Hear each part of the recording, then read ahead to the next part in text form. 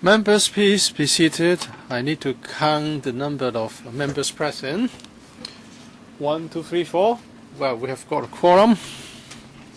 We'll continue with our second session. Mr. Chan Chi-Chin.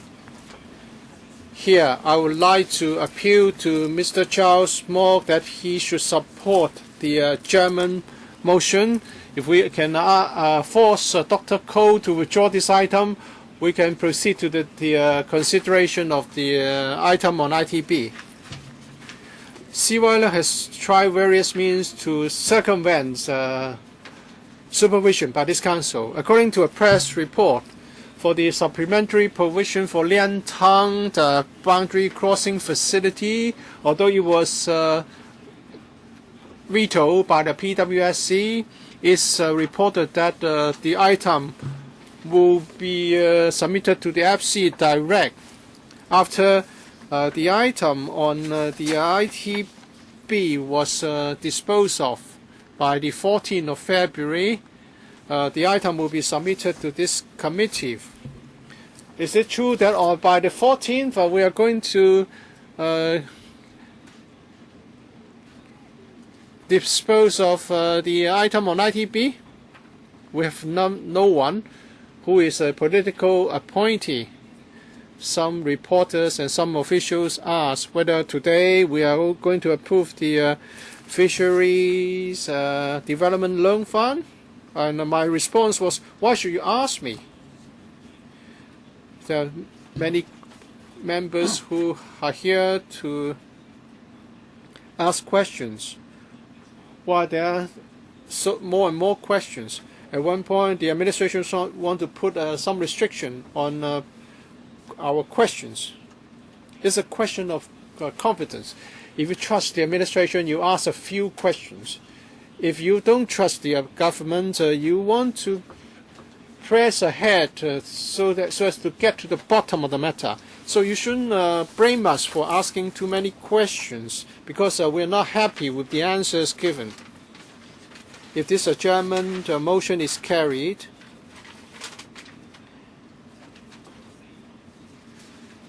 if you want to get this passed, please reintroduce the 4 withdrawn items and put them before this one on the loan fund. Then I can guarantee that it will be approved very soon. Or else, you can go to the extreme, and if you want to have the ITB item approved, you should withdraw this one on the loan fund. And I ask the pro-establishment camp not to just follow government orders. So far, I haven't heard from you, Chairman, that we are going to have additional meetings, but I think having additional meetings would help with the progress with which this committee moves forward. Does any other member wish to speak? If not, anything from the administration? Permanent Secretary. Many members have asked questions and offered views on the public finance ordinance. I think I have to clarify a few things here. We're going to comply strictly with the provisions in the public finance ordinance. We're also going to follow the established practice. For example, in respect of salary adjustments, the creation of director posts, we are going to seek the approval of the FC as usual. And incorporating the expenditure items in the budget or appropriation bill is not circumventing this council, because if we look at Section 5 or Section 8 of the PFO, whether it's Section 5 or Section 8, we submit items for this council to approval. Is not trying to circumvent your supervision, and the FC's functions will not be undermined, because if the appropriation bill is passed, and if there is a need to amend the bill in the middle of the year, the FS will have to submit a proposal. And also under Section 29, resolutions are needed to set up different funds. For example, Capital Works Reserve Fund. There are many proposals under that fund, and they all require the approval and endorsement of the Finance Committee. So the Finance Committee will always have those statutory functions. Leung, you may now speak, and you have 1 minute. Of course, I fully respect the Permanent Secretary, Ms. Sher.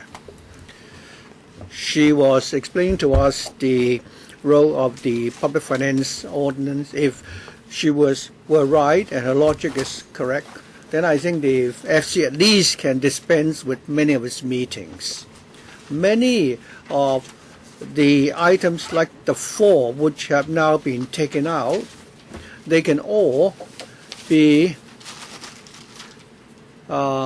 incorporated into the appropriation bill, and you don't need to come to the FC. You don't even need to go to the PWSC or the ESC for approval, and that is the logic.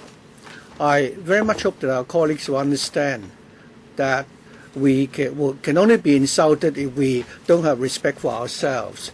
If we, are willing to work as millions of CY Leung, then nobody can help us. I'll now put the item to the vote. This committee will now proceed to adjourn. We will now call the division bell for 5 minutes.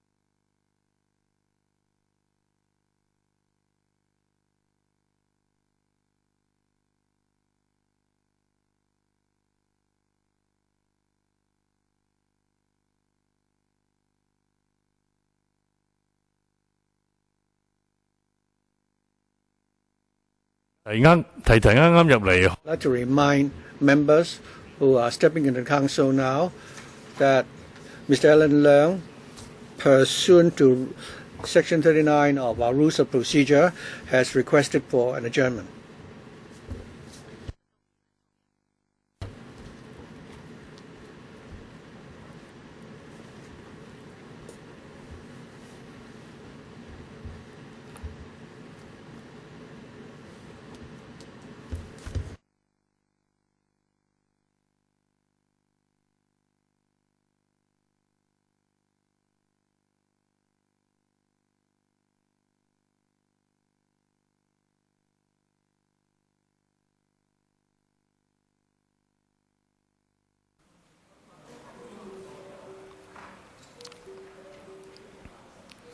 We'll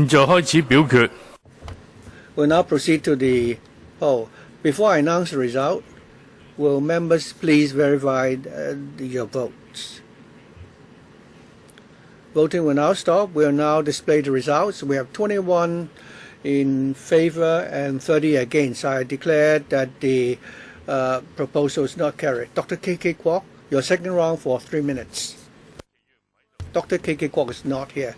Ms. Helena Wong, for the third round, 2 minutes.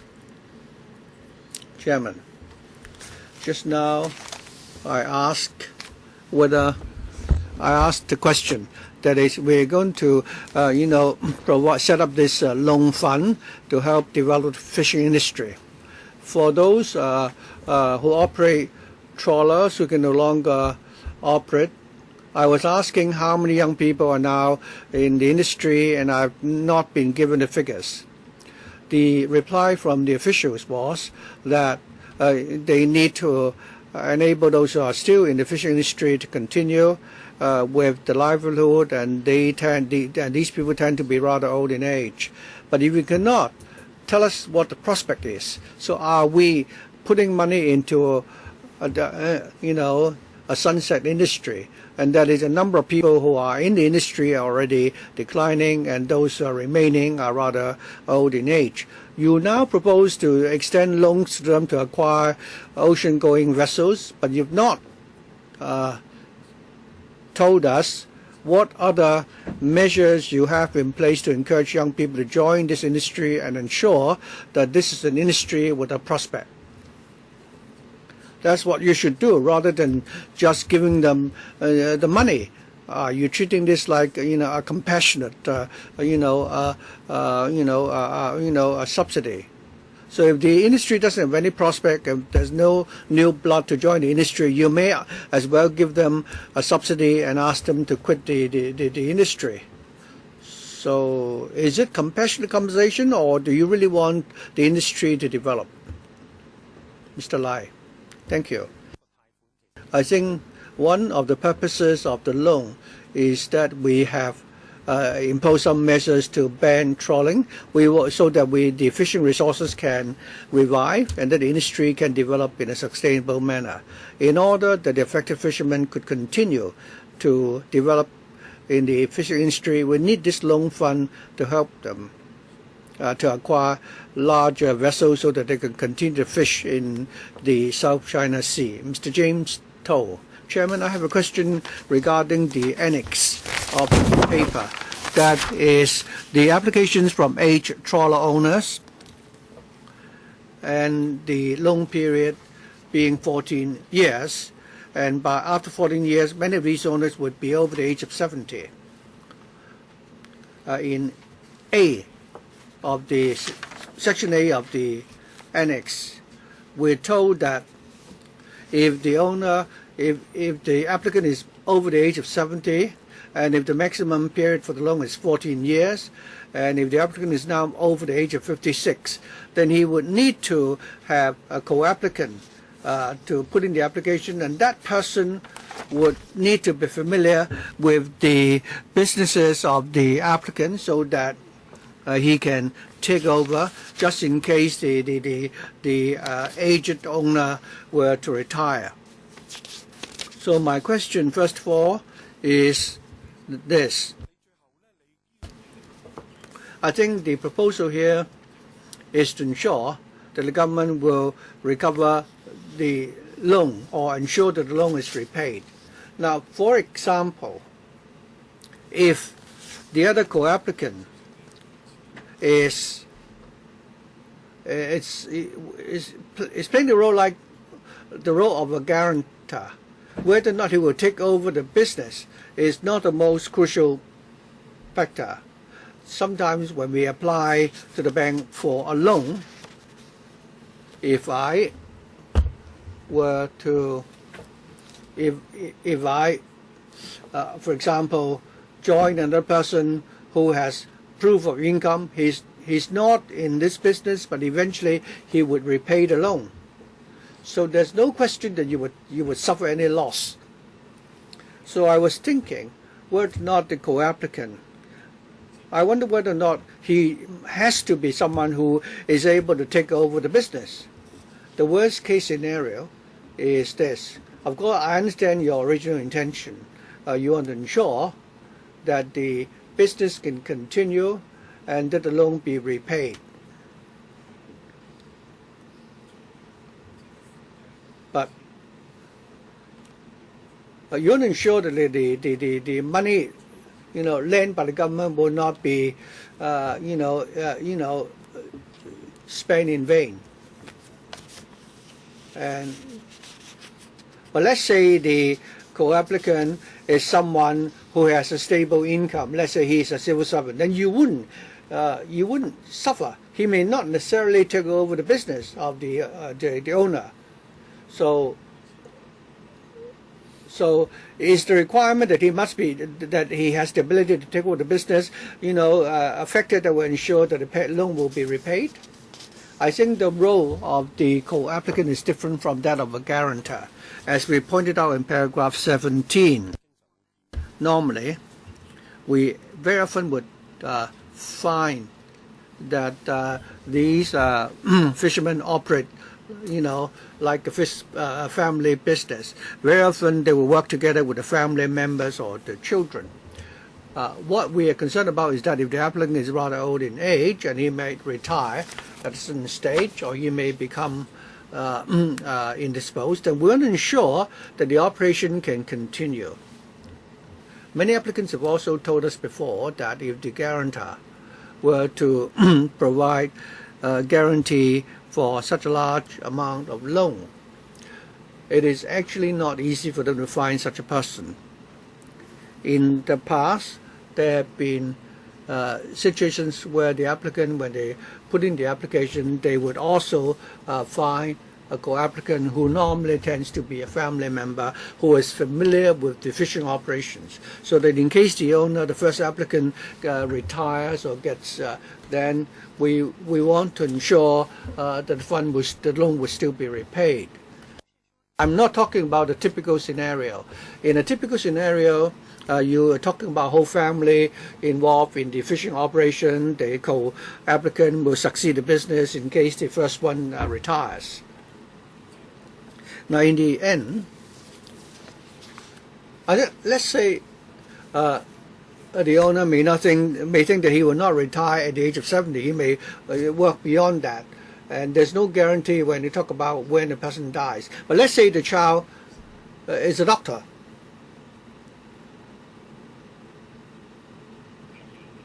Could you wait for your second round then? Mr. Sin Chung Kai, your second round, and 3 minutes. I have a question regarding paragraph 18 and 19. Paragraph 19 explains the interest expenses, but under paragraph 18 there are 3 sections explaining the arrangement for interest. Do you have any benchmark that you would use?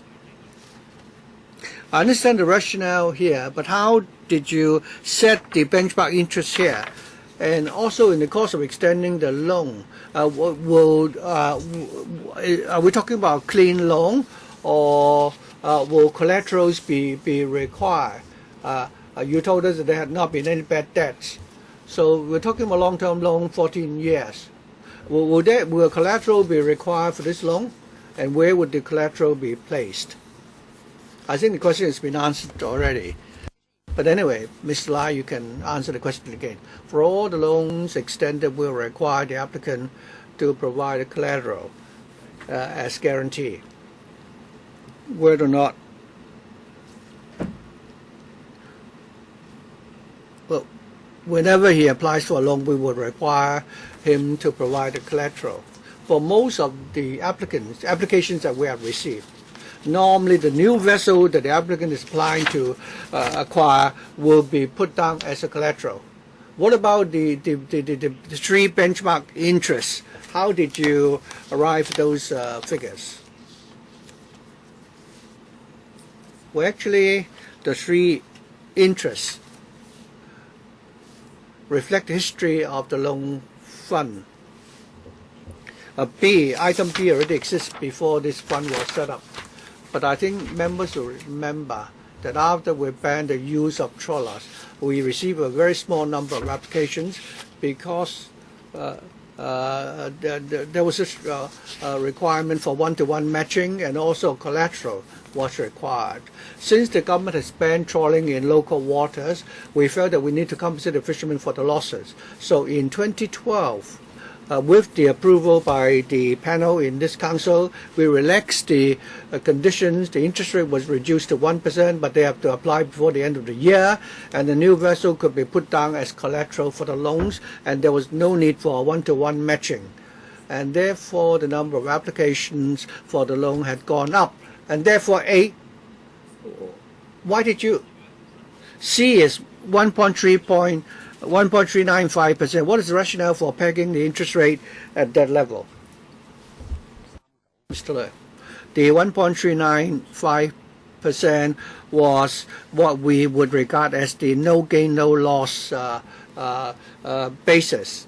For such loans, we want to help the fish farmers to develop the business. We felt that this would be an appropriate interest rate. It would. So, and the interest rate on the no gain, no loss basis was also a floating rate. Next, Mr. Kenneth Chan. Chairman, I'd like to follow up on the question raised during the first round, that is your support for the industry to reduce the carbon footprint. Although $30 million will make up about a small portion of the total amount for the loan fund, but the Permanent Secretary said that. Well, my question actually for the Permanent Secretary is this. Since the Environmental Bureau is willing to subsidize the owners of old diesel vehicles to replace the vehicles so that we can reduce air pollution and reduce carbon emission and improve the efficiency of such vehicles, while at the same time we're helping the owners of these vehicles to do their business. Just now you told them for the fishermen, they operate their own businesses as well. So my question is this: since the amount of loan extended is not a lot, and since this would help improve the overall environment and it can help lower the carbon footprint and enhance the efficiency of the engines for these fishing vessels, then perhaps the government may not need to lend them the money. Well, the amount involved is not very substantial anyway. Why don't you tell us whether or not you've ever considered simply, providing them the money in the form of a subsidy instead of a loan? To prove that the vetting approval is very stringent, I really doubt whether or not it is because the conditions are not spelled out clearly, so that people thought that people can apply for funding here, and you're saying that that's not the case. If you do not comply with such requirements or specifications, we will not extend to you the loan. Mr. Lai, Chairman, as I've said, we are talking the commercial operation for fishermen, so we felt that the provision of loans would be appropriate in encouraging them to lower their carbon footprints. From our current applications, we can see that it's more effective to refine or upgrade the engines. We would look at the applications on a case-by-case basis and assess their effectiveness. And applicants would have to produce enough evidence to convince us that they would lower their carbon footprints before we grant the loans. So it's a waste of time, Chairman. You haven't made the criteria clear. Mr. Lee Chuk-yen, the third round, 2 minutes, please.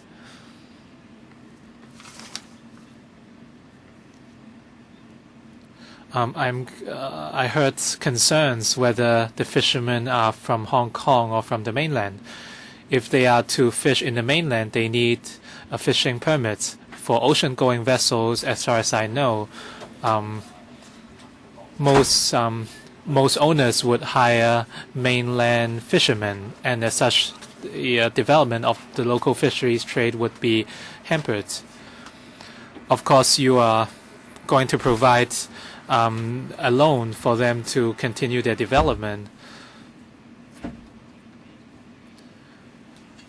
But still, you are not encouraging local employment, whether for inshore or ocean-going vessels. Have you done any estimations on how many local fishermen would be hired?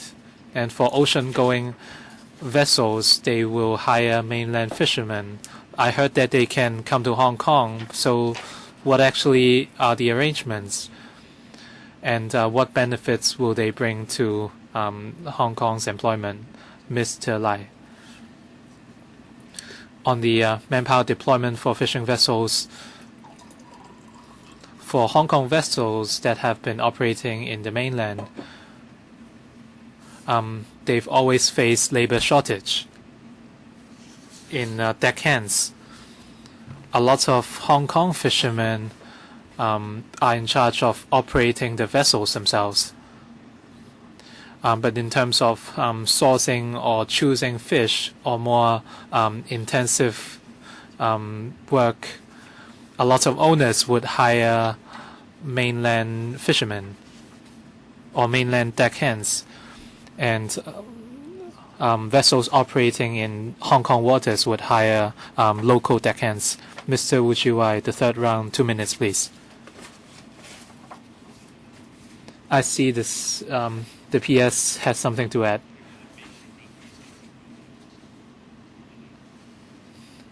Permanent Secretary. Thank you, Chairman.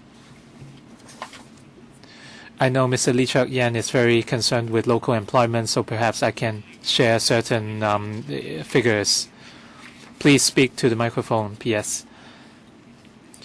In Hong Kong, we have around 12,000 fishermen directly engaging in fishing activities, and of those, 8,800 fishermen work on vessels.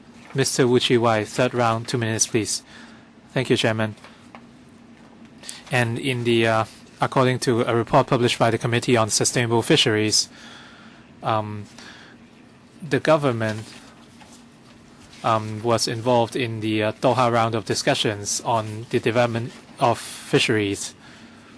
And according to the discussions, the results will have great impacts on the development of fisheries worldwide. And according to the report, the fishing capacity of Hong Kong vessels have exceeded our acceptable limits. And the report pointed out the importance of containing the capacity.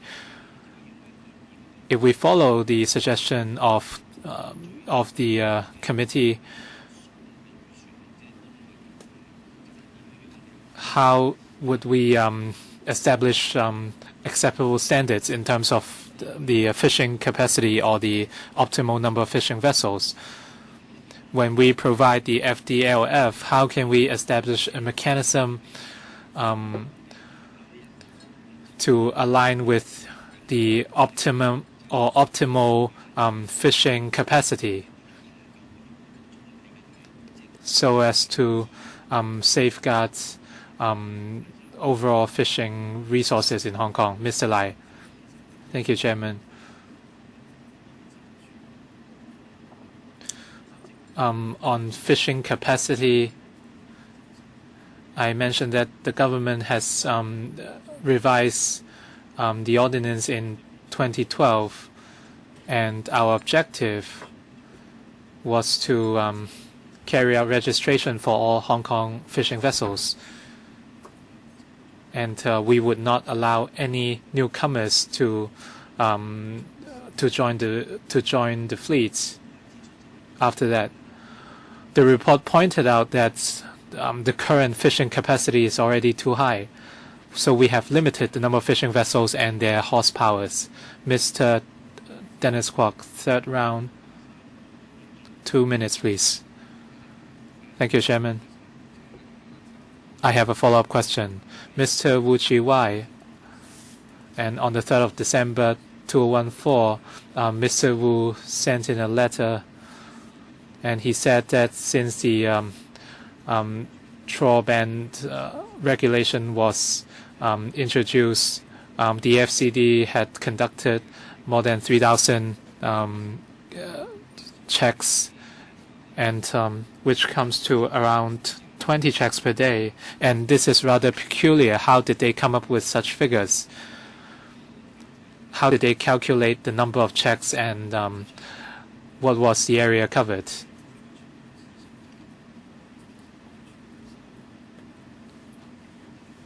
The AFCD has 5 law enforcement teams, and at different times of the day they would conduct checks days and nights in Hong Kong waters, especially known black spots.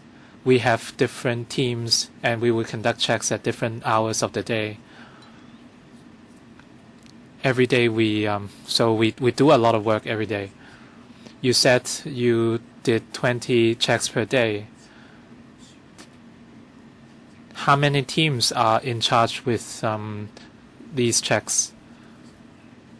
Mr. Lai, as I mentioned, we have 5 teams in total,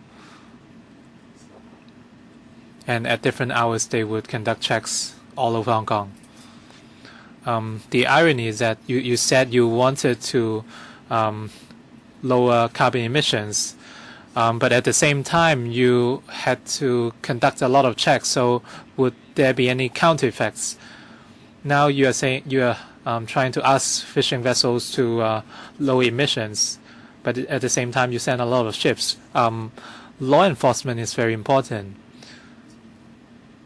especially for trawlers, which would damage our environment. So we would put in more resources to crack down on such activities. Mr. Gary Fan, first round, 5 minutes, please. For the Fisheries Development Loan Fund, the idea is to support the development of fisheries. But as a member of the Committee on Sustainable Fisheries and as a former Sai Kung District Councillor, I received a lot of complaints that since the government has a lot of major infrastructure projects near the shore, a lot of dredging activities were incurred, which would affect the water quality in Hong Kong, as well as affecting marine organisms. And these impacts might even be greater than the impacts of trawlers. As you all know, in the past 10 or 20 years, the amounts of fish we have been ever decreasing. And as such, fishermen find it more and more difficult to survive. And as such, with the introduction of the trawl ban, the amounts of fish will keep decreasing, and our fishermen have to look for fish in other waters, and the fuel charges would be very high because they have to send their vessels to China or even other waters, and the cost might be double or even triple the current levels. So since a long time ago, a lot of fishermen have decided to leave the trade, and a lot of Sai Kung fishermen have decided to operate leisure fish farms instead, or leisure farming instead. apart from the FDLF, has the government considered providing subsidies to these fishermen?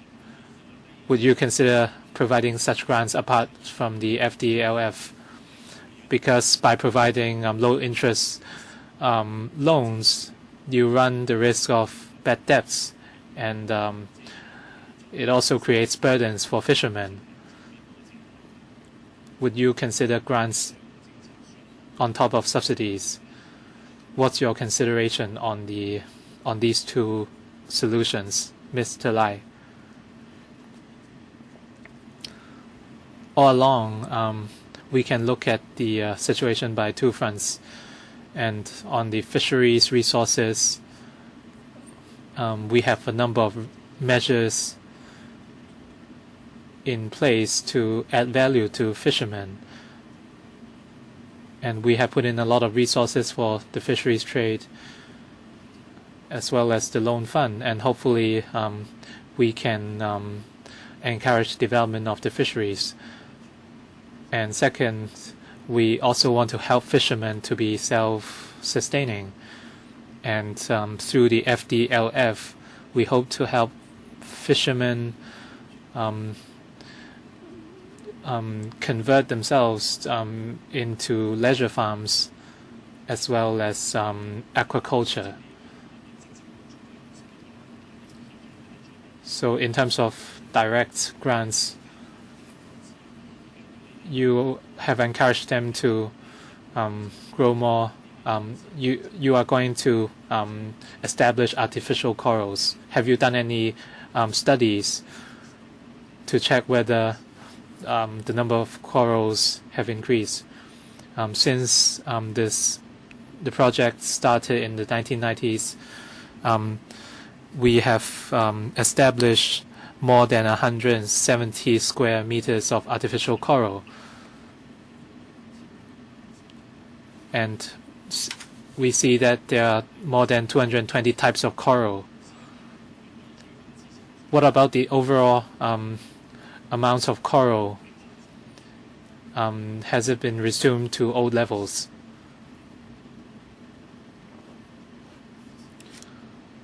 For the trawl ban and the establishment of artificial coral, a year ago we started a more detailed fisheries resources study to see whether our measures are effective in restoring our marine resources.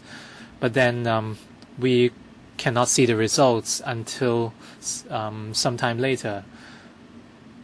But long-term speaking, we still have to wait for a little more while before we can see the real impacts. Mr. Ray Chen, 3 minutes, please. During the voting for the motion, all the I said all the accountable officers have left, but I just want to clarify the matter, and because I saw that FHB staff were here. And in the FDLF, the government says the applicant must realize their plans within 36 months, including upgrading their vessels or converting their vessels into non-trawlers. In other words, applicants of the FDLF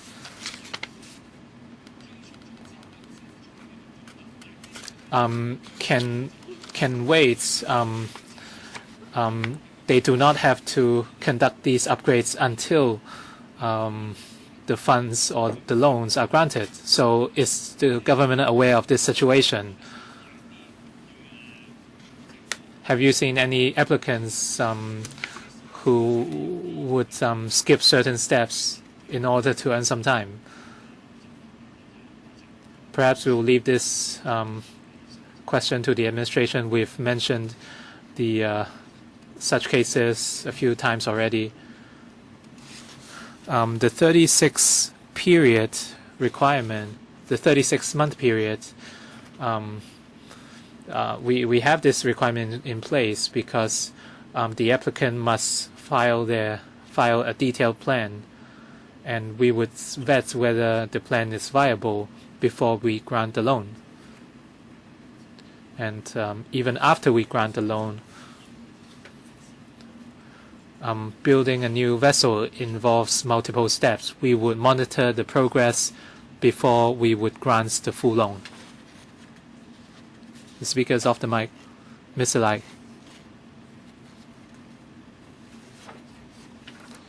If they don't dismantle the vessels, according to current mainland policy, the owners will not be qualified to build a new one. And as such, they wouldn't be eligible for the scheme. As I mentioned, our policy objective is zero growth. So the principle is that they must dismantle an old ship or old vessel before they build a new one. So there won't be any net growth in the number of vessels. Mr. Ray Chen, can you wait for the second round? We've the government refused to give us a direct answer, so perhaps I will give him another chance in the next round. Mr. Albert Ho, third round, 2 minutes, please. The Permanent Secretary said we still have 80,000 people working in fisheries. P.S. We have 12,000 staff, including aquaculture practitioners, but for fisheries we have 8,800. As far as I know, Hong Kong fishermen don't need to be registered before they can operate. I'm not sure where these figures came from.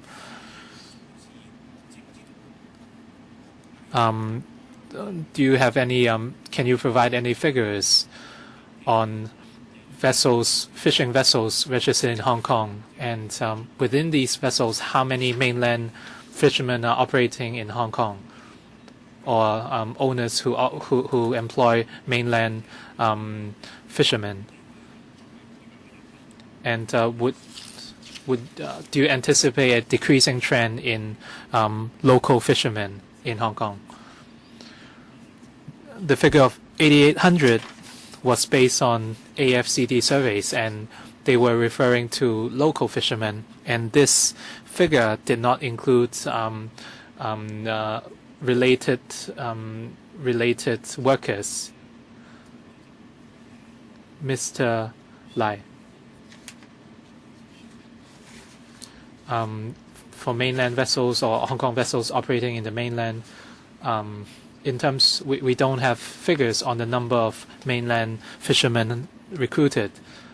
But in response to your question, in the last few years,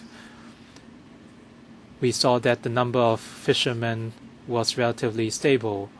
The number is around 8,000 to 9,000. Have you compared the figure with previous years? As far as I remember, the number is relatively consistent in the past 5 years. Mr. Frederick Fong, 5 minutes, please. I have a question on paragraph 9 of the document.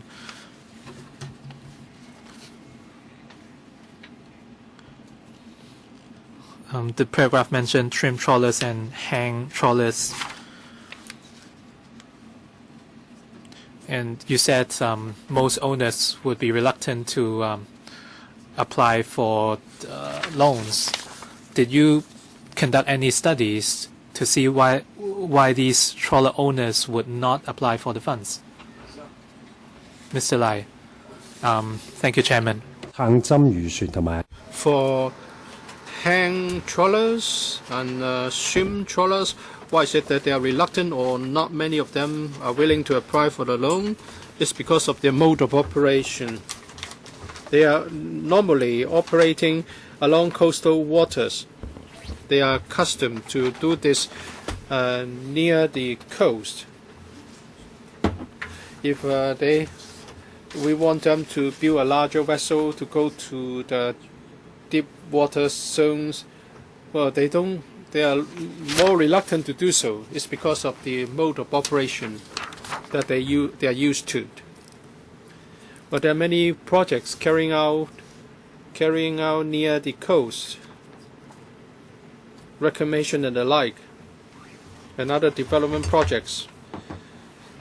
So fishing along coastal waters is going to be difficult, and they need to go further out into the sea.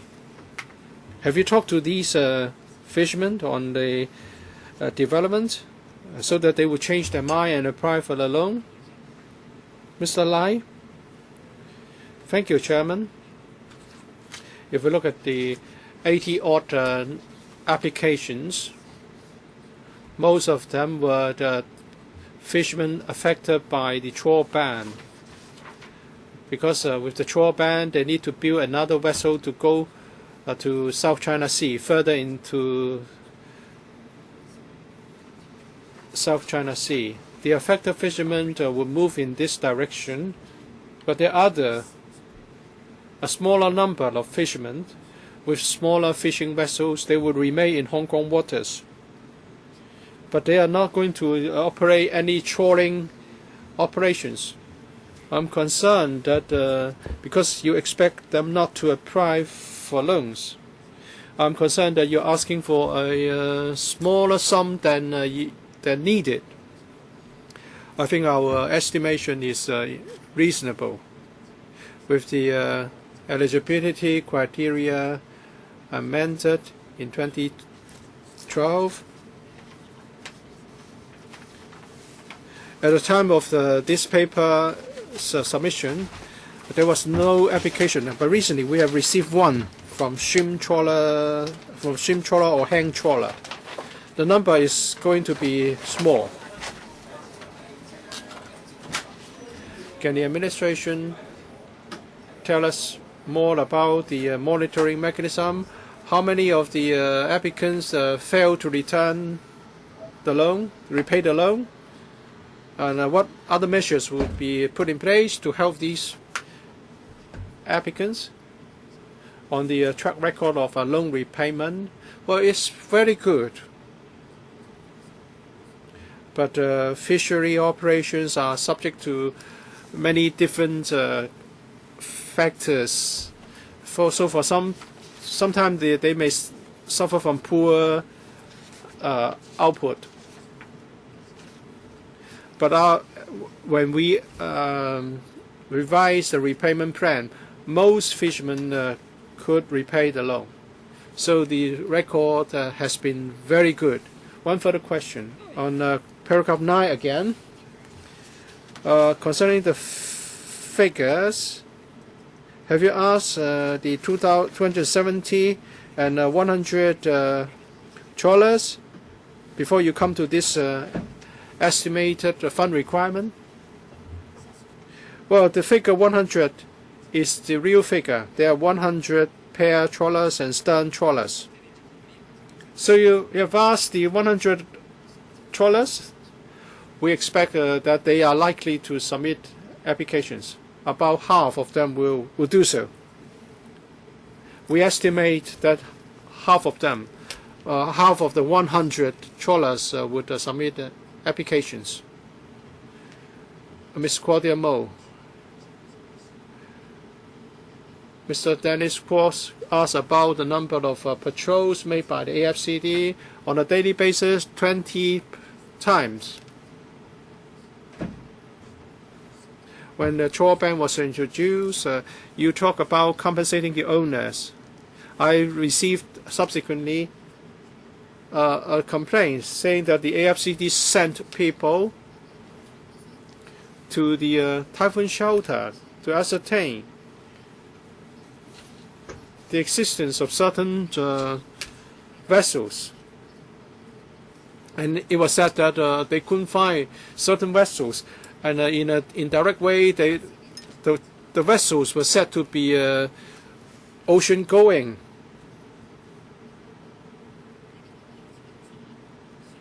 So are these the patrols or the functions discharged by the patrolling staff? And there are complaints saying that some vessel owners lied, and that all the deckhands were from the mainland. The pay was lower, but they told you that they're all local deckhands in order to get a bigger compensation because of a higher level of local employment. Did that happen? Did you encounter such cases? Patrols referred to by Ms. Mo was in relation to the ex gratia payment to affected fishermen due to the trawl ban, and information was collected to assess the compensation. And that's different from the patrols carried out for law enforcement purposes. Dr. Kenneth Chan, 2 minutes. If you want to reduce carbon footprint, you should adopt the same yardstick. You should not just give people money for the replacement of vehicles, but for fishermen, you offer them a 2% low-interest loan. I would say the FC member for them that has not done a proper job. I have a question about paragraph 7. It refers to the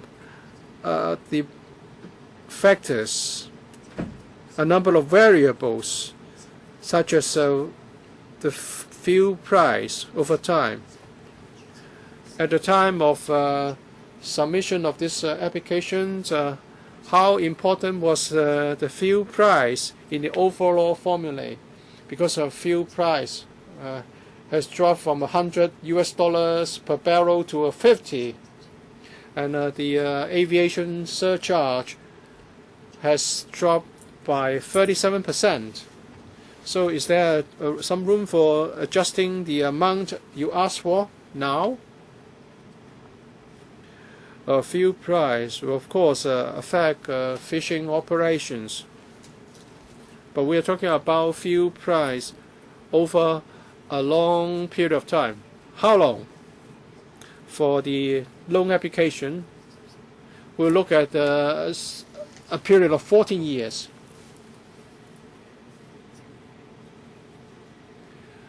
We think that if we think that fuel price would stabilize over a long time, it would have only a little limited effect on the willingness to apply for a loan. Mr. Gary Fang, I'm a bit concerned whether it's the loan repayment period will be too harsh for older fishermen. So it could well be that the fisherman will not be able to repay the loan, which can be for a period as long as 14 years before he retires at 70. According to the loan fund, they will be asked to shorten the repayment period or reduce the amount of loan, apart from asking for the vessel as a collateral. They may be asked to use their real estate property as a collateral. So I'm concerned that older fishermen may not be benefit from this loan fund. And also the fishing operation in waters farther away from Hong Kong are costly. I'm concerned that they will not be benefiting from the loan fund. Mr. Lai, well, at present, fishing operation will not just involve the vessel owner, but also their family members. If the vessel owner is older, then usually the application will be submitted in the name of the owner as well as younger family members. So such cases can also be successful. How do you assess the successful rate? So do you assume that the son would inherit the family fishing operation, but some young people may not like to do fishery, if the fisherman is in his 50s, how can he find a co-applicant who will not be over the age of 56 in 14 years' time, according to the application eligibility criteria? There may be a need to have a co-applicant, but the co-applicant may or may not be a family member. Mr. Lai was referring to the usual case. For example, if he has an employee who would like to carry on with the business, then they can be co-applicants. And also there can be other options to the satisfaction of the director of AFC. But this is a catch-all phase because we are concerned that we might not be able to cover all the cases. This is a discretionary power vested in the director. Mr. Albert Chan, of course, I agree that we should support the fisheries industry. But is the loan scheme beneficial to the industry? I have doubts. For years, I've asked the administration to devise a proper policy to cover ocean-going agriculture and coastal operation. So the policy may cover things such as the land, introduction of deckhands or training, and then you can do things according to the resources available. And now CY Leung want to repay the 60 election committee members who gave him their favors. It's payback time for CY Leung. So why do you want to give $800 million to the ocean-going fishing operations, but not coastal operations, and not coastal fish farmers and agricultural businesses?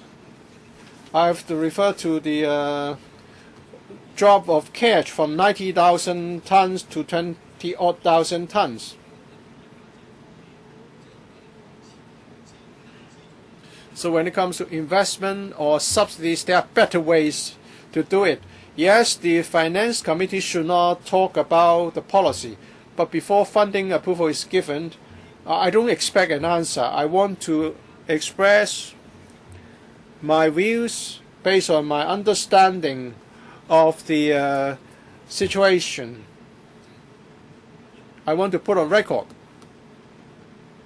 my views. Mr. Wu Chi-wai, 1 minute for the fourth round. According to the study carried out by the Sustainable Fisheries Committee, our optimum capacity should be kept under 140,000 kW or lower. And now the total horsepower is 150,000 odd kW in terms of horsepower. So after the loans are granted, we are going to see new fishing vessels replacing old fishing vessels. What is the total horsepower at the time? Are we going to exceed the level allowed by the principle of optimal capacity? Mr. Lai, most of the applicants are submitted because of the trawl ban, and they want to build vessels that would enable them to go to South China Sea, and these vessels will not be operating near the coast. So when they get a loan, they will take their operations to South China Sea, and they will not increase the capacity in respect of coastal fishing operations. Ms. Emily Lau, I've been reading the report from the Sustainable Fisheries Committee. Paragraph 40 referred to the Doha Ministerial Declaration, saying that excessive fishing can be a problem. That's in the news. And it said that providing a subsidy to the fisheries industry should be taken up in a discussion of fishery resources. But it said that the government supports the Doha Declaration. Can we get some elaboration about this? Well, this paper is about the loan fund. Ms. Lau is correct. In 2010, we accepted the report, and a number of measures were introduced to that effect. Although Mr. Albert Chan is here, let me also respond to his comments. In the last term of government, in 2010, we introduced something. The law was passed in 2012. After we accepted the report, a series of measures were taken. First, to protect the fisheries industry and the marine ecology, we carry out registration of fishing vessels, and no new vessel was allowed to join the fleet. So in terms of quantity, we have put a cap on the fleet, and we also banned the use of poison or explosive, and we stipulate the fishing operations allowed. We also promote the aquaculture of marine fish, and also the building of artificial reefs. So the promotion of the fishery industry would be carried out in such a way that will not affect marine ecology. But of course, we have to be fair to fishermen and workers. So this package represents a balance. Well, I'm not a fisherman, but you are aware that many fishing vessels are coming over from other places to our waters.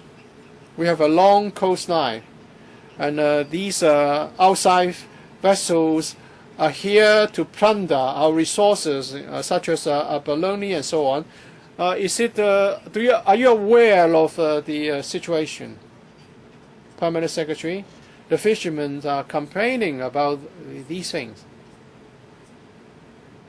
We understand this to be a serious problem. Therefore, we have to adopt a multi-pronged approach. This is not just about fishermen's livelihood, but also about conservation.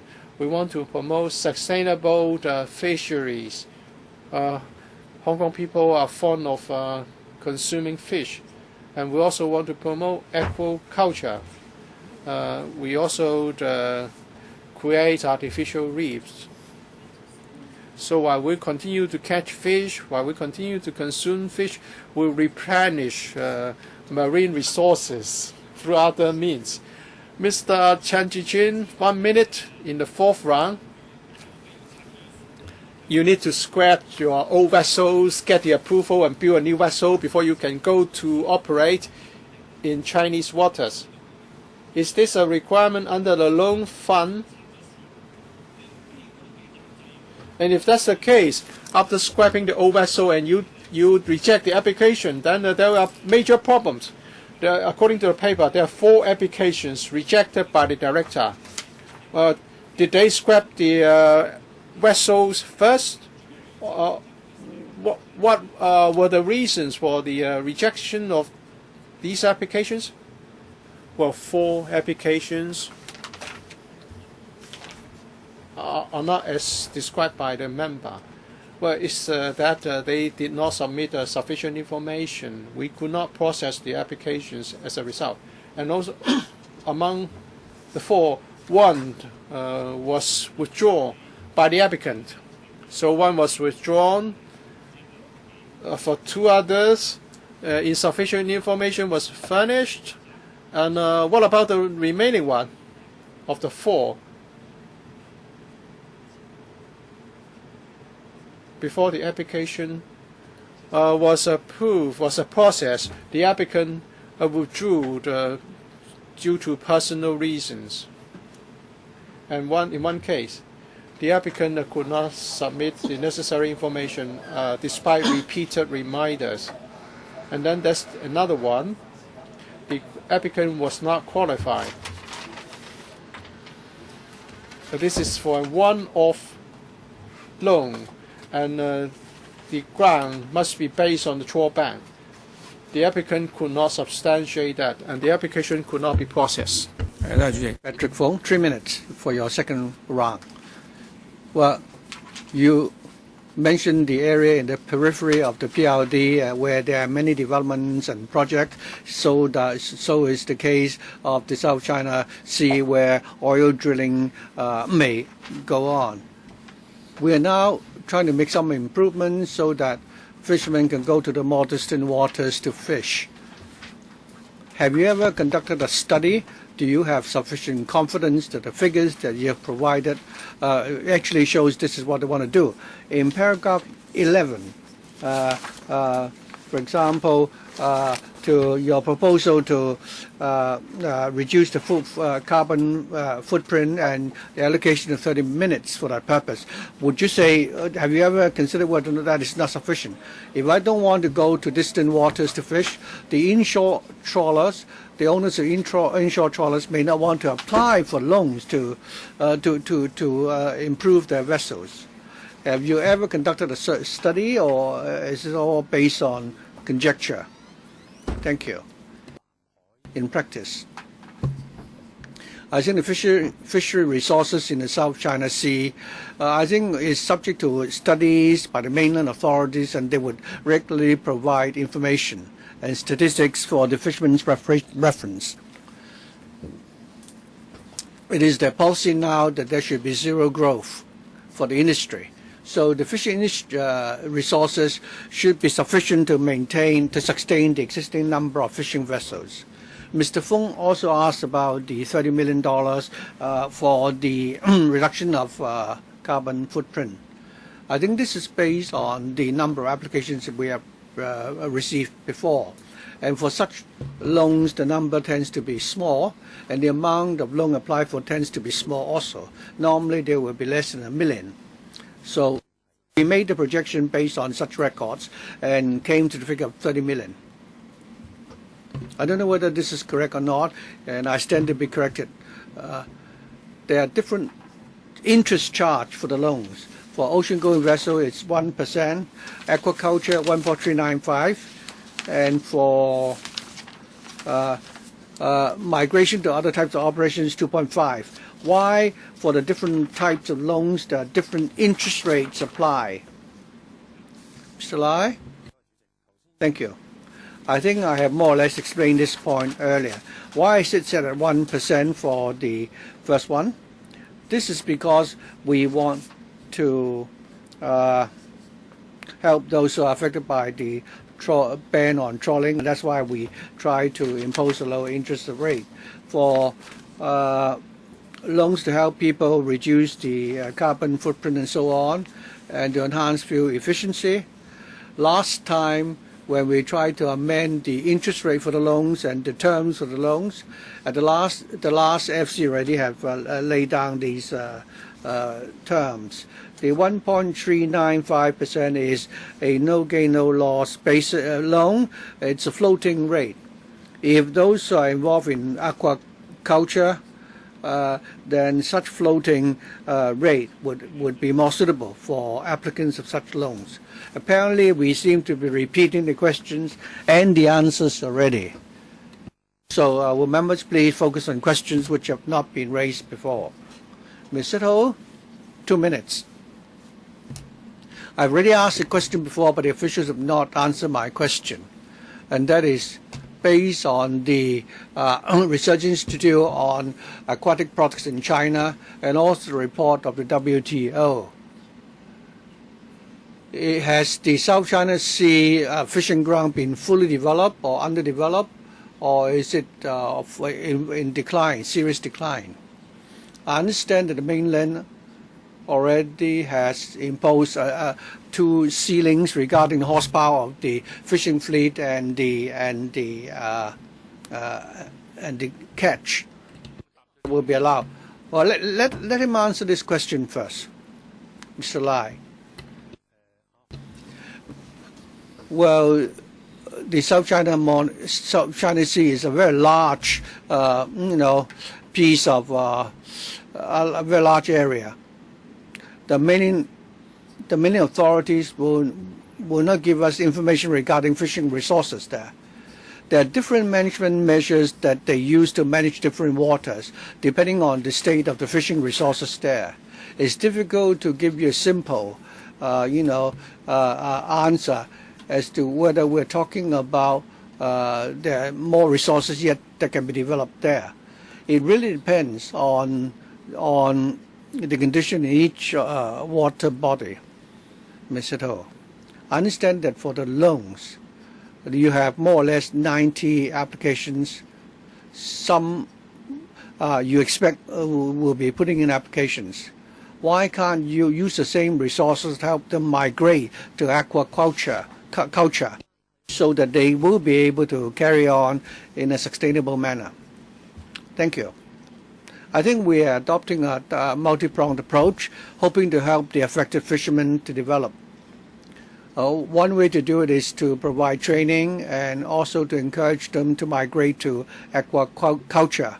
But as I said, the fishermen have their own considerations, especially for some who, for the whole lives, have been, engaged in, trawling, and they may not be able to switch to aquaculture so easily. It could be an entirely new business for them. We will help fishermen who are interested to migrate to leisure fishing or aquaculture. We'll provide them with training and technical backup. Fernando Chen, you have Zhang, 5 minutes for your first round. The paper shows that the purpose of this fund is to help the fishermen who have been affected by the trawling ban, namely the owners of the trawler, so that they can go to waters outside of Hong Kong, the Hong Kong territory, to continue with the fishing operation. And in paragraph 5, you explain to us that the purpose of the loan is to help the fishermen, switch to a more sustainable form of fishing. On the web page of the Chief Executive on the 19th of June last year, he said that after the policy address in 2013, during which you announced launching of the fund to help the sustainable development of the fishing industry, the purpose of the assist local fishermen to develop sustainable fishing in local waters, and also to develop new fishing resources in the South China Sea and new fishing grounds there, develop leisure fishing and so on. I'm not familiar with the industry, but I have the impression that the two seems to overlap. So this Fishing Industry Sustainable Development Fund and also the loan fund for the development of the fishing industry. Is it the case that either one could apply here, or both? I think the nature of the two funds are basically different. For the loan fund, we're talking about a fisherman or an individual who is who is the person who will apply for a loan from the government, and also he will need to repay the full amount of the loan with interest during the term of the loan. The purpose is that through the fund, we want some legal entities like cooperatives or non-profit making organizations or tertiary institutions to launch certain projects so that the industry would be able to have a sustainable development towards the objective, the purpose of modernizing the industry. For such development projects, these projects normally will not generate any income, so therefore the funds will be in the form of a subsidy. For research projects, the fund will subsidize such studies. And for projects with a higher risk, normally fishermen would not be interested, and in this case through the development fund we can subsidize such attempts so that we can help promote the sustainable development of industry. So there's a basic difference in the nature between the two funds. So the Fund for Sustainable Development of the Industry will only allow non-profit making organizations to apply, whereas for the loan fund, it is for individual fishermen to apply. Is that right? And in one case, it's confined to non-profit making bodies. The other one, it's actually for people who aim to make a profit.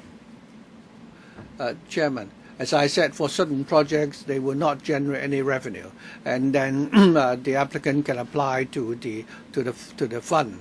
But for certain projects, say if we're talking about research studies on aquaculture, we can allow commercial operations, but there would be a condition saying that for these projects, there's a requirement for a one-to-one matching.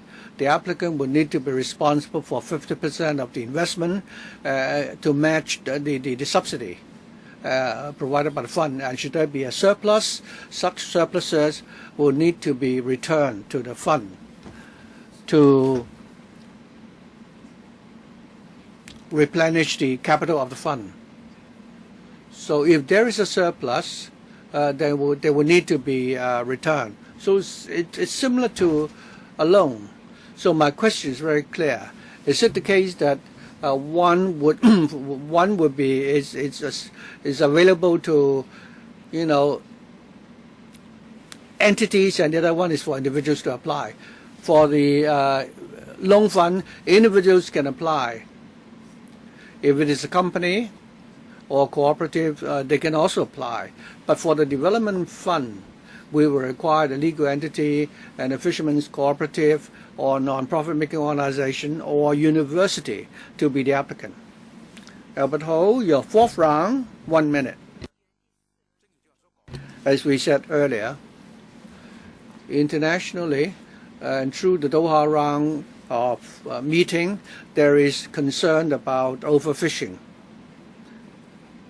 And the government already said that going forward in the long run, we need to provide more assistance to people who operate aqua farms. The $100 million, the $1 billion fund, only $30 million is dedicated for developing aqua farms, some of which will also need to be spent on reducing carbon footprint. Why is the amount so small, and how are you going to allocate the $30 million? Mr. Lai. Normally, for applications to run an aqua farm, the amount of the loan would be much smaller because the cost for building a new vessel is a lot more. How do you work out the cost for the for setting up an aqua farm? We were looking at the data of previous applications and make a projection accordingly. Leung Ko Hong, your third round and 2 minutes. Chairman, I'd like to repeat my question again. Whether we're talking about inshore or offshore fishing, our fishing channels, our ocean channels are becoming smaller and smaller. You're extending the loans to the fishermen. And Mr. Ho Jun Yin asked a very good question. When Wong Yong Kan was the representative, fish farming was very rampant, was doing very well. Now that he's no longer the representative, the whole industry is in decline. And this is not logical. You cannot ask the fishermen to pay the money, although you will pay for the major bulk of the amount.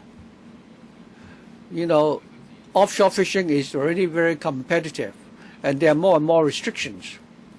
So, Director, is it the case that we will be protected by China, by a country, if there's a war against Vietnam? How is that related to the funding? Yes, if we are protected by the national flag, it's a different story. Otherwise, if the vessels, put on the SAR flag, it's a different story. I'm not joking. Now, I'm just asking what is the relevance there. I was saying that with the protection under our national flag, the industry will not be a declining, a sunset industry. Mr. Lai, please try to answer the question, although it's been answered many times already. You yourself, Mr. Leung, are already admitted that you are repeating the question. If this goes on, then I think I have to draw a line. For fishing vessels operating in the mainland, they will be protected by the departments and regulated by the authorities in the mainland. What happens if we have a dispute? Emily Lau, 2 minutes. Chairman, I'd like to go back to the Doha round. Have all those conferences been concluded? Has there been any resolution? Because overfishing is indeed a very serious problem. So what was the final consensus at the end? Mr. Lai, do you know? According to my understanding, the Doha round of discussion is still ongoing. And I don't have any information regarding progress of the Doha discussions. Well, if any resolutions were made there, it might affect the operation of our fishing industry. Is that right? Mr. Lai, because we are party to the discussions. Basically, we are complying with the principle. We are controlling, trawling, and we're subsidizing the long-term development. But you are spending so much money to subsidize them to go to distant waters. We're talking about subsidizing existing fishermen, applying for the loan to build a new vessel to replace the old vessel going to the South China Sea. Well, I don't know whether some conclusions already been drawn at the Doha round that they want all the parties to comply. So I think you need to tell LegCo that. Permanent Secretary? As Mr. Lai said, the loan fund would enable those people operating fishing vessels to continue with the operations. If the Doha resolution were passed, Hong Kong has to comply.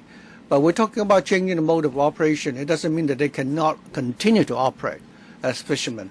But anyhow, Chairman, I think the report referred to things prevailing a few years ago. If you have information regarding the latest development, please give such information to this committee for reference. Fernando Jiang, you have 3 minutes for your second round. Thank you. I'd like to clarify the difference between the two funds, the loan fund and the fund for the sustainable development of the fishing industry. I want to ensure that there is no duplication. When I heard the reply from the administration, apparently there seems to be a possibility that of such duplication. Let's say if I were a fisherman, I am affected by the ban on trawling. As a result, I want to switch to aqua farming, and I belong to an organization, and that organization operates on a commercial basis. Of course, this can help promote the development of the industry. It also has to do with sustainable development for the industry. So if I were to apply to the loan fund in my own capacity or my organization, I can also apply to the Fund for Sustainable Development and attempt to operate on a commercial basis. If my operation is successful, I'll repay the loan. If not, the money would have been spent. For the sustainable development for the fishing industry fund, there is one condition requiring the applicant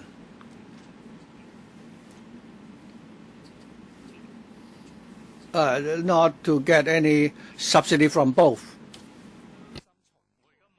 I'm not worrying about the duplication. I'm asking him whether there is any duplication. Well, the applicant would need to choose which fund he would like to submit his application to. Well, is it the case that a person cannot apply to both funds? The Sustainable Fisheries Development Fund aims to help improve businesses. Let me cite an example. If a fisherman would like to secure funding in order to expand its fishing capacity, And if the owner can upgrade his vessel such that it would not hamper the environment, then if the upgrade benefits the entire industry, then the owner can apply for the Sustainable Fisheries Development Fund. Chairman, it depends on which way you look at it. Any upgrades might potentially be applied to other vessels as well. So we are looking at a redundancy. Mr. Frederick Fong, third round, 2 minutes, please. Recently, the government published guidelines on the new agricultural development in Hong Kong, and we think that agriculture and fisheries should be developed hand in hand. But the government only highlighted fisheries. Right now, the loans will only be repaid 14 years later. So the government is assuming that things will not change in the next 14 years. In terms of policy, perhaps you should wait until the next panel meeting. Mr. Wang. Chairman. In 2010, after the Committee on Sustainable Fisheries submitted a report to the government, this government introduced initiatives to help fishermen and the sustainable development of fisheries. We introduced the trawl ban, as well as introduced the registration for all fishing vessels. So we have two objectives. First is to contain the fishing capacity, and second, to conserve marine resources in Hong Kong. And we also have a third objective, is to provide technical support for fishermen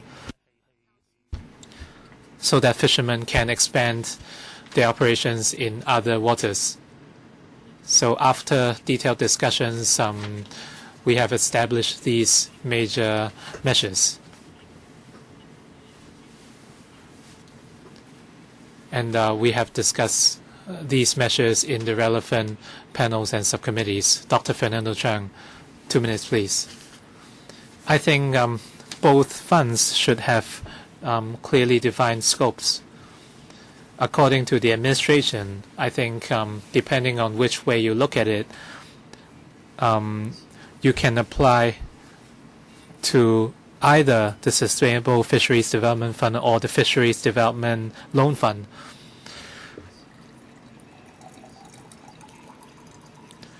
The loan fund has been in place for a number of years, while the development fund was only introduced by C.Y. Leung. I think this is perfectly fine. But I think the development fund should not overlap with the loan fund. If we persist with the loan fund, I think the administration should conduct a review later. And you should make it clear that the loan fund is non-profit in nature. It shouldn't be operated on commercial principles. You can provide loans for fishermen to continue their businesses. And on the other hand, the development fund for sustainable fisheries should focus on technical upgrades.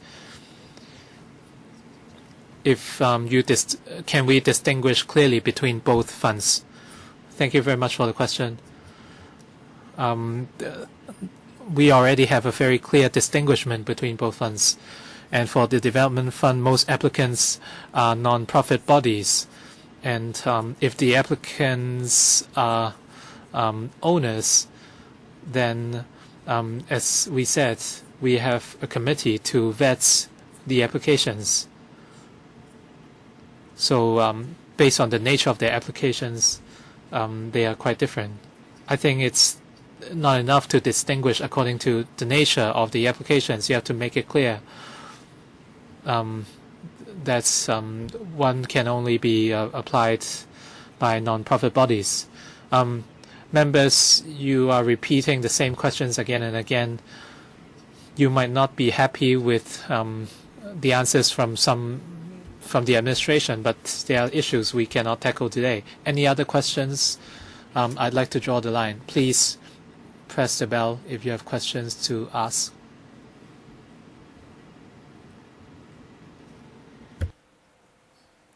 I'll draw the line here. Mr. Albert Ho. In the past year, I've been reminding all of you not to repeat yourselves. I heard that you are repeating yourself. You have not heard my question.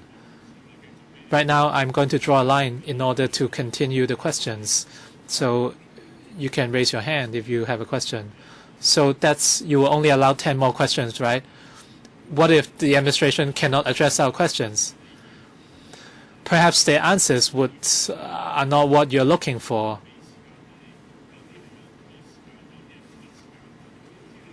You cannot give us restrictions. I'm sorry, I've already drawn the line. In the past year, you can disagree with my decision.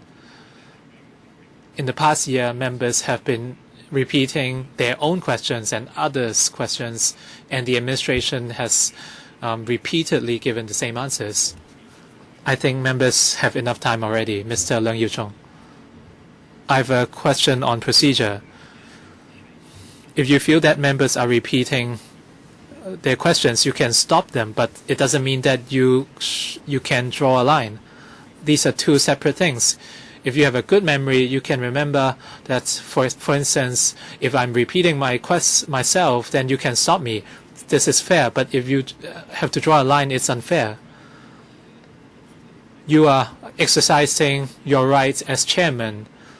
You're abusing your power as chairman. I don't suggest you to do that. So my suggestion is that if you hear any more redundant questions from members, you can stop them. Mr. Leung Kwok-hong, do you have a question on the procedure as well?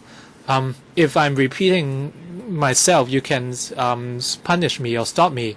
You shouldn't punish others. I was in the court once, and Mr. Ray Chen, I only asked 6 rounds. I still have 30 or more questions. Do you have to vet these questions first? I have to draw a line. On what basis would you draw a line? I only asked 6 rounds. It doesn't mean you can come and check my 30 questions to see if they are redundant.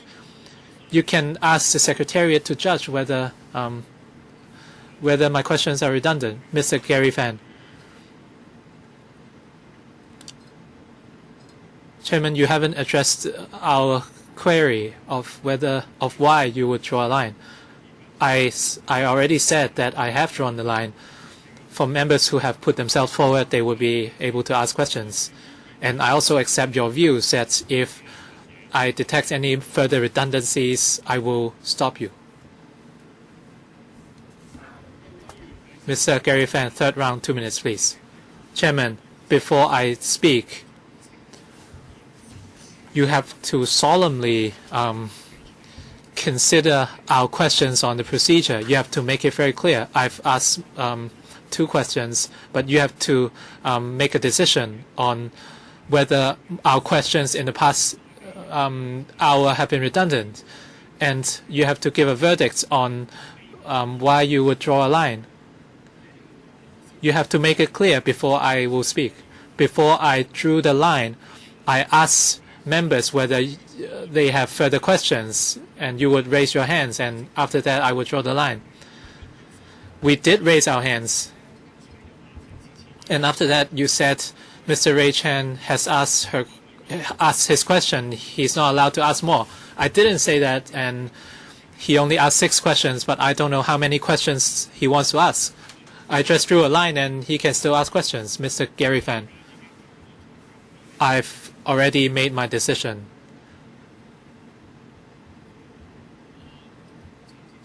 Mr. Ray Chen, you can speak when it's your round. Mr. Gary Fan, I'm very concerned with your practice because at some point you might say it's over. You have to let us know what you are going to do and what your standards are. We have 10 more members who would like to ask questions. We have 10 members, 10 or so members who have raised their hands.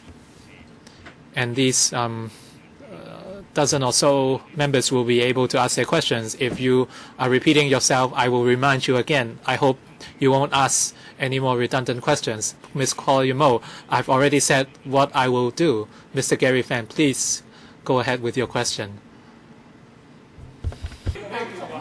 唔該，你哋唔好一齊發言。Please don't speak at the same time. Now I'm inviting Mr. Gary Fan to speak. Please respect procedures of the council. Please don't speak all at the same time.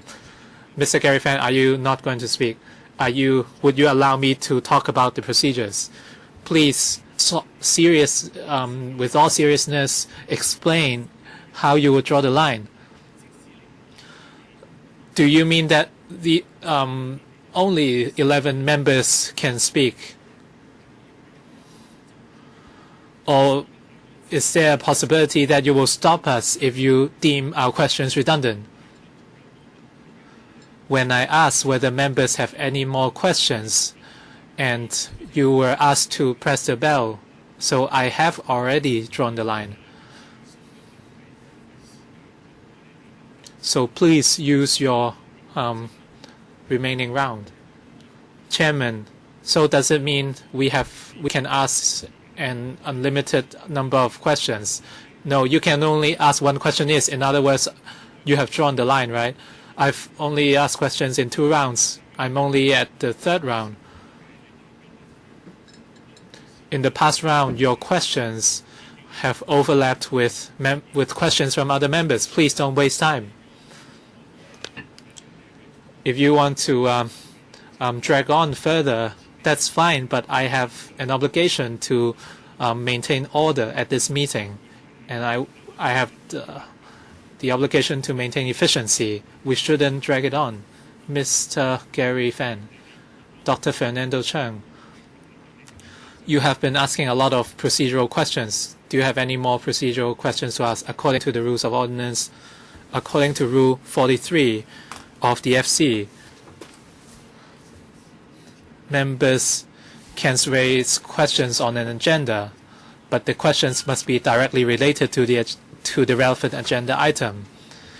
As long as we fulfill this condition,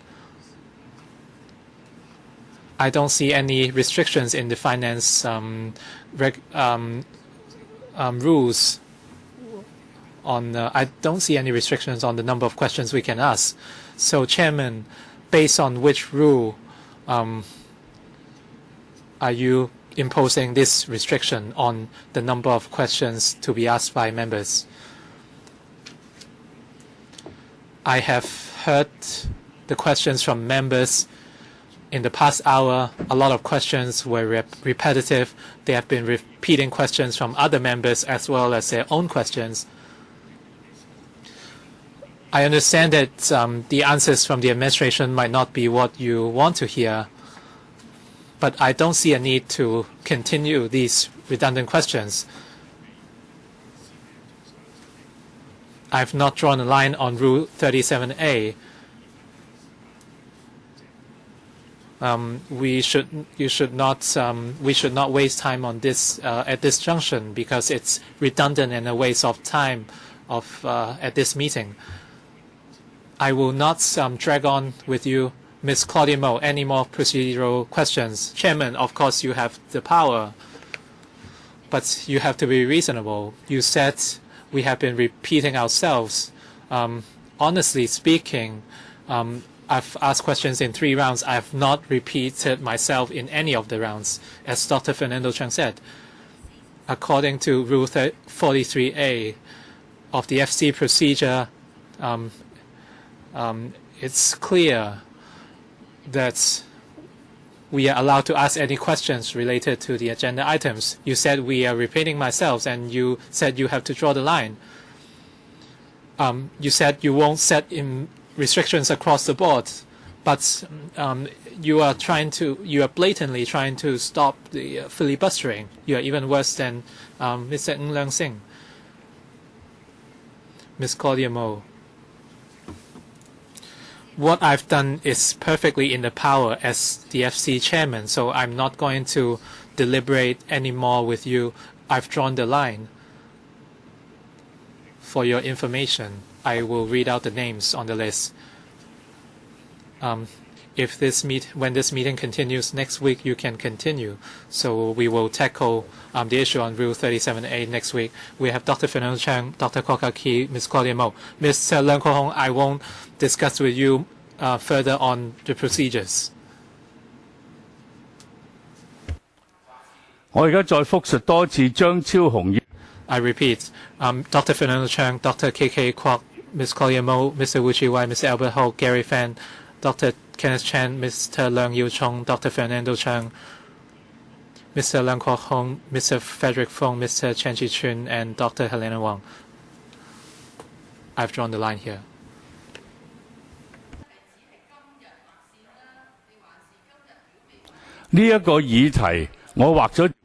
I've drawn the line on this agenda item. Ms. Dr. Helena Wang, you only came in after I announced drawing up the line. So after the 10 or so members ask their questions, I will end the Q&A for this agenda item. Dr. Fernando Chang.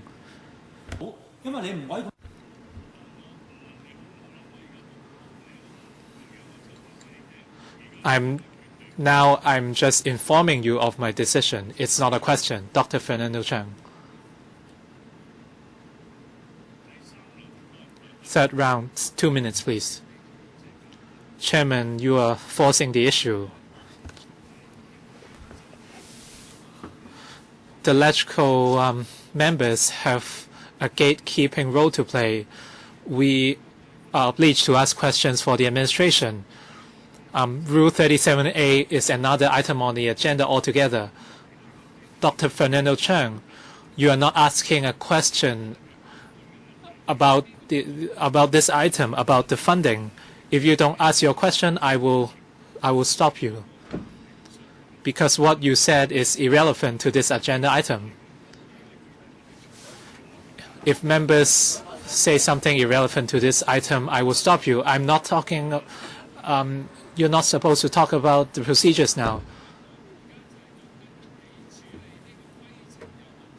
I feel that you have mishandled the procedures. So are we not allowed to talk about the procedures? A lot of other members have talked about the procedures, and I've addressed your questions.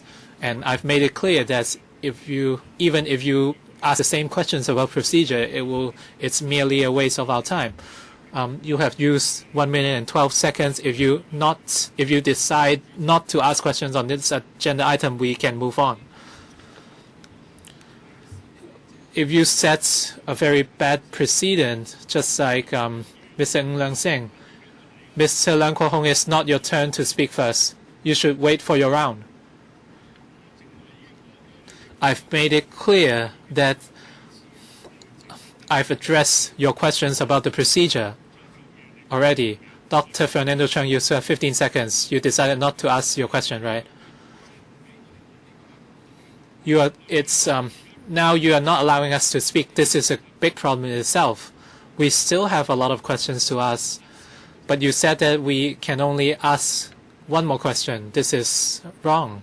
Dr. KK Kwok, second round, 3 minutes.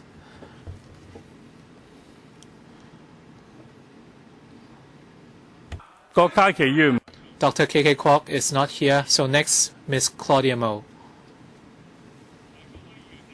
Mr. Gary Fan. Mr. Gary Fan should go first. Third round, 2 minutes, please. So there's a limit on the number of members who can ask questions, but not the number of questions asked. Well, I've answered that. You didn't answer our questions on the point of order. You don't even allow us to raise points of order. You're raising the same questions You have not answered. You have not explained why. You can't change the rules.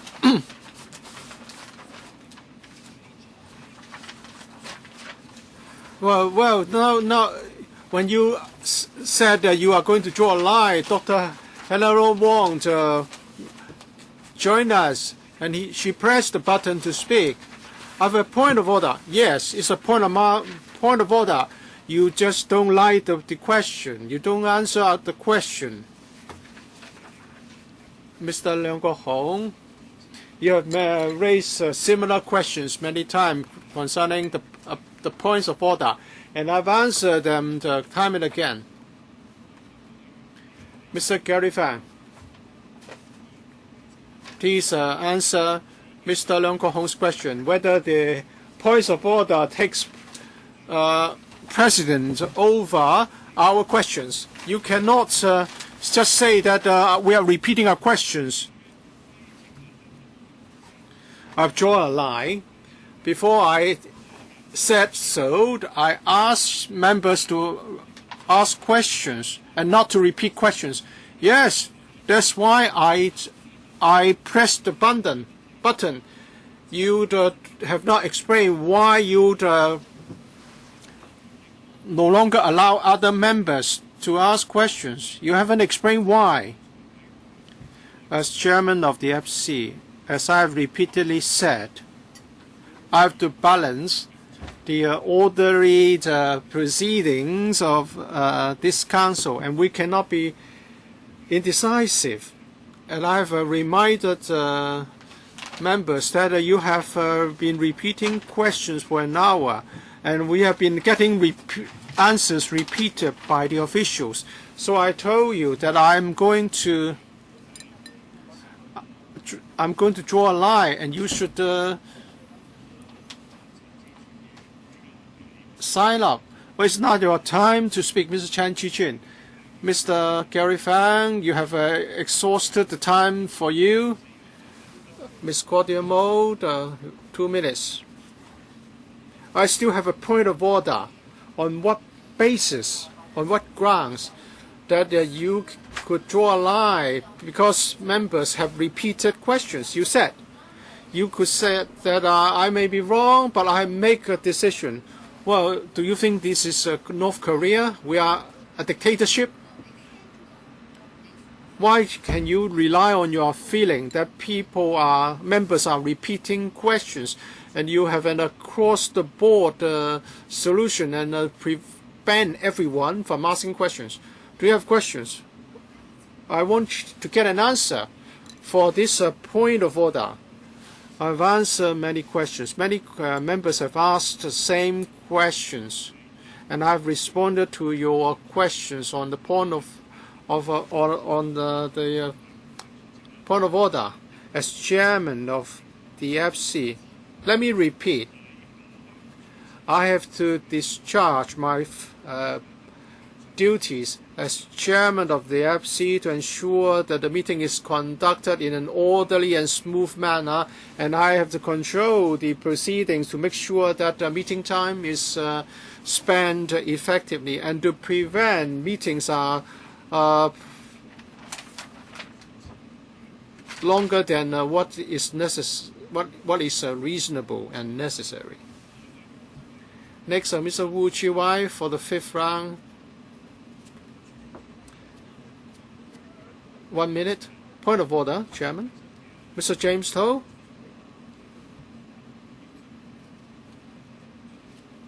Chairman, I don't argue with you over the principle that you have mentioned. For me, I'm for the second round. I press the button, but it's not indicated here. Do you allow me to ask my question for the second round? I have a question on the co-applicant question. Well, I listened to the proceeding upstairs. There was no question on this particular legal question. If I repeat any question, you can stop me. I'm willing to be stopped. But you cannot say that I draw a line. You have repeated some questions, and I would stop you from asking questions. Well, this meeting has been going on for a long time. You have chosen to come and join us from time to time. It's your choice. You cannot say that I don't allow you to question. It's not possible for me to decide the number of questions and number of rounds that each member should be allowed to ask. Well, I listened to members raised by other questions. I wanted to raise my question, but you have disqualified. You have disqualified me. Can you review your decision? I was listening to the questions. I was discussing some issues with my assistant. I have not repeated my question. And I thought I would be able to ask my second round questions. I pressed the button, but now it's been cancelled. Well, you asked me to leave my questions in the second round.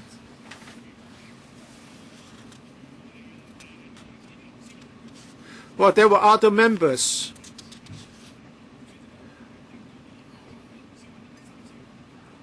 There are other members asking questions. They are in their third or fourth rounds, and I rushed back to ask my question in the second round for my second round. Well, if a member has repeated his or her question, whether it's the first or fifth round, you can stop the member. I came back for my question in the second round, and I have not repeated my question, and you still don't allow me to ask my questions. I hope you would rule on this point of order. Mr. Uchiwai, 1 minute. Well, do you think that Mr. James Toh was talking nonsense? Mr. Uchiwai, you have to reply. Give a reply to Mr. James Toh. It's just a second round for him. Secretary, would you like to respond to those questions? Members? Mr. Leung Kwok Hong is approaching the end time. We'll adjourn now because we cannot continue like this.